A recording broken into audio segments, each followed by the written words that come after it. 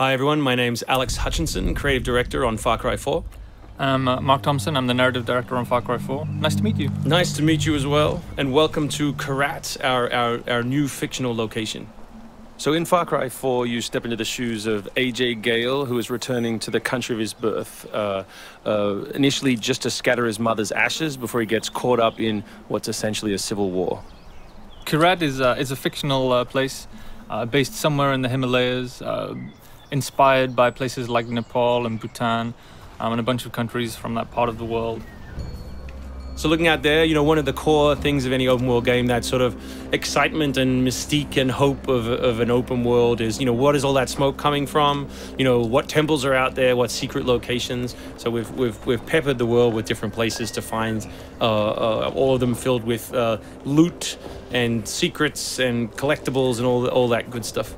And of course, the open world of Far Cry is densely populated with a variety of different animals, beasts. And also that's some kind of yak. I don't even know what that animal was.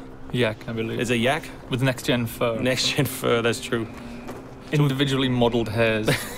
So you see here with with the eagle, you won't see it in this demo, but you can be attacked from above for the first time in a Far Cry game. So we've tried really to play with verticality, to have threats above and below you.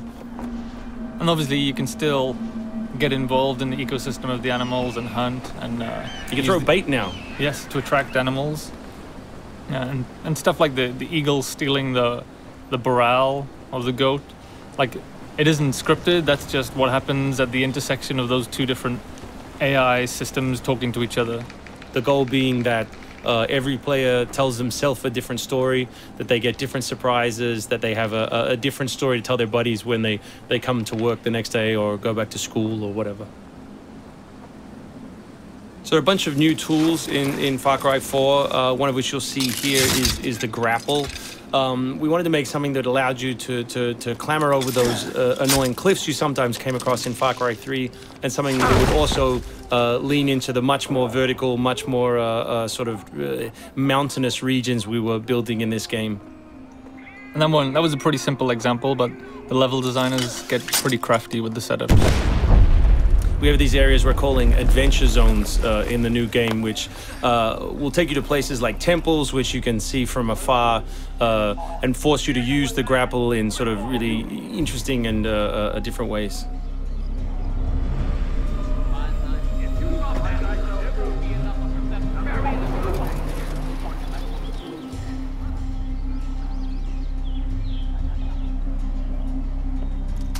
The auto crossbow is a new stealth weapon that we've introduced for Far Cry 4.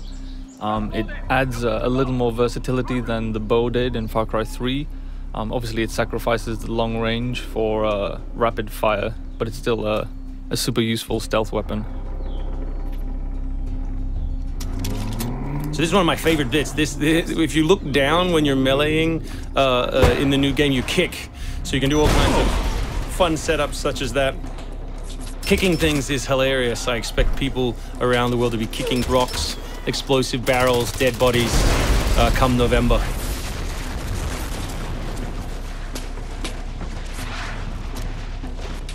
Our goal really was just to provide as many tools as possible, whether vehicles or animals or weapons or, you know, goofy stuff, and let people fit them together any way they want.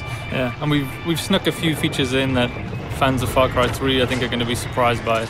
Drive and shoot. Yes. So drive and shoot, obviously it's a bit frustrating to be chasing someone forever and have to sort of drive in front of them, pull over and wait for them to get out. So now in the vehicles you can drive and shoot with any one-handed weapon.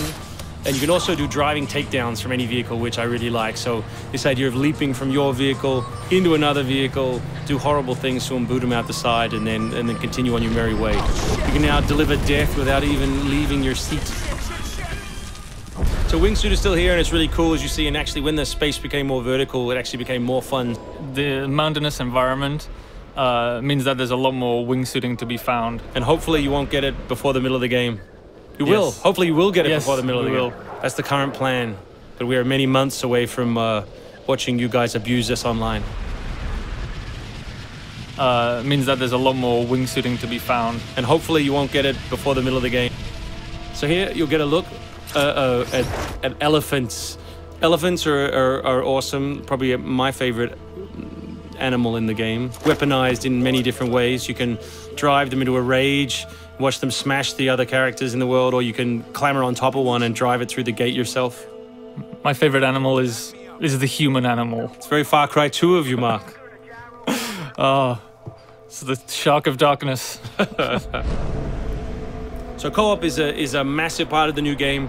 It's one of our big ways of opening up the open world and letting you play any way you want.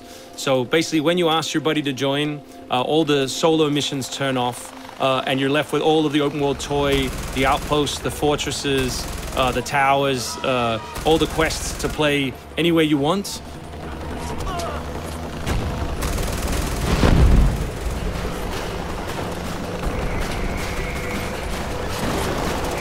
All right, let's do this.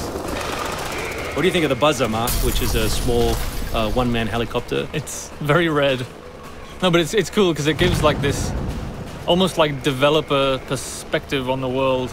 Like you normally, in Far Cry 3, you could never really see an outpost, or you couldn't engage with an outpost from this kind of vantage point, which is really cool.